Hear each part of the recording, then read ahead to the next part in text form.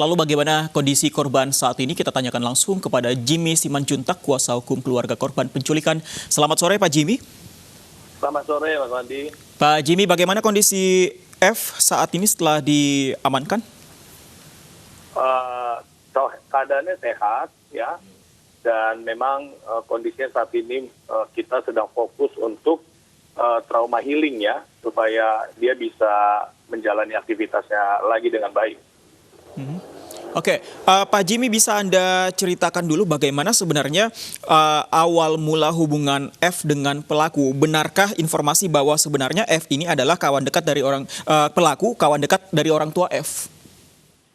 Ya, tentu kalau hubungan itu mungkin terjadi karena seringnya ada aktivitas pertemuan antara pelaku dengan korban ya, dan sudah tidak ada dugaan atau kecurigaan gitu ya dari keluarga korban, sehingga biasa saja perjalanan hidup, kegiatan biasa saja. Tapi dalam kenyataannya akhirnya diketahui bahwa pelaku melakukan suatu tindakan yang mengakibatkan F ini hamil gitu ya, itu, dan sampai pada waktunya F itu korban melahirkan dan kira dibawa kabur oleh si pelaku begitu. Oke, kami konfirmasi, apakah memang F ini sudah melahirkan? Sudah. Kapan? Kayaknya kalau nggak salah sekitar bulan Juli ya. Oke, jadi kami konfirmasi sekali lagi, hubungan keduanya sebenarnya suka sama suka kah atau bagaimana sebenarnya Pak Jimmy?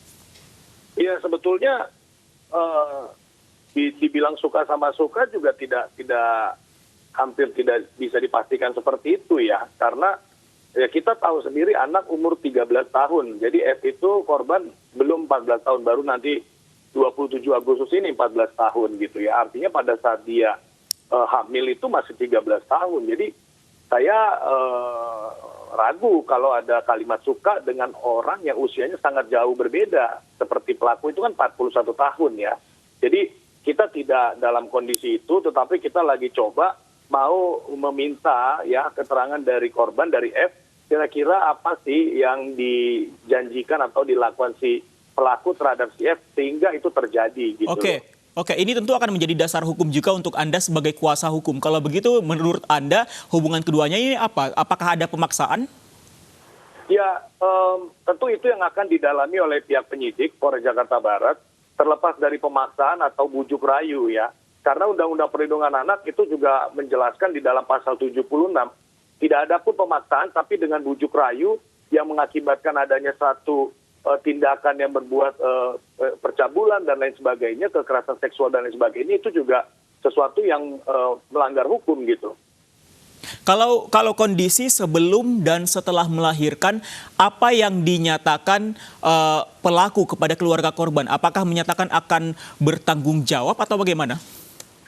Hal itu pun kita belum dapatkan ya. Hal itu pun kita belum dapatkan satu keadaan dan pernyataan seperti itu dari pelaku ya.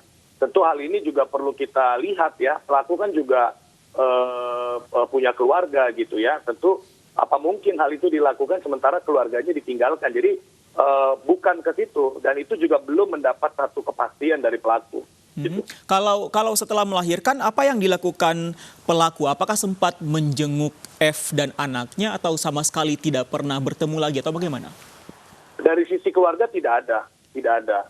Justru makanya itu menjadi satu kebingungan ya, karena tiba-tiba F itu melarikan diri dengan dibawa oleh si pelaku ini. Nah, dengan cara komunikasi seperti apa kita nggak ngerti. Artinya tidak ada komunikasi dengan keluarga, pelaku juga tidak ada niat baik untuk berbicara dengan keluarga dan lain sebagainya. Oke, tapi pada saat diajak 29 Juli 2020 tersebut, sepengetahuan Anda, apakah memang tidak ada kemauan sendiri dari F, benar-benar 100% pemaksaan dari pelaku? Ya, tentu kembali mengenai kemauan sendiri itu motifnya apa ya. Kalau ada bujuk rayu, ada sesuatu yang dilakukan oleh F terhadap, ya kita bisa bayangkan Mas, anak seumur itu dengan satu kalimat-kalimat atau tindakan-tindakan yang dia nggak bisa bayangkan akibatnya apa gitu ya. Tentu kita belum bisa pastikan bahwa itu adalah kemauan dia gitu loh. Nah Oke. itu yang akan kita minta untuk penyidik bisa mendalaminya. Baik Pak Jimmy, kalau begitu apa yang dituntut pihak keluarga kepada pelaku? Ya tentu kami dari sisi keluarga pertama meminta pihak kepolisian untuk bisa menerapkan hukum yang tepat kepada pelaku karena beberapa pasal itu bisa dijerat. Pertama mengenai perlindungan anak di pasal 76 junto pasal 81, lalu ada juga pasal 332 KUH pidana, ada pasal 362 KUH pidana tentang pencurian gitu ya, di mana juga pelaku juga menjual dan mencuri barang milik keluarga daripada si korban. Ya dengan perhatian ini justru kita berharap pemerintah juga memiliki concern yang cukup karena masih banyak anak-anak Indonesia yang perlu diperhatikan yang tidak menutup kemungkinan hal ini bisa terjadi kepada mereka dimanapun gitu. Baik, terima kasih Pak Jimmy Simanjuntak, kuasa hukum keluarga korban penculikan F. Terima kasih, selamat sore Pak Jimmy.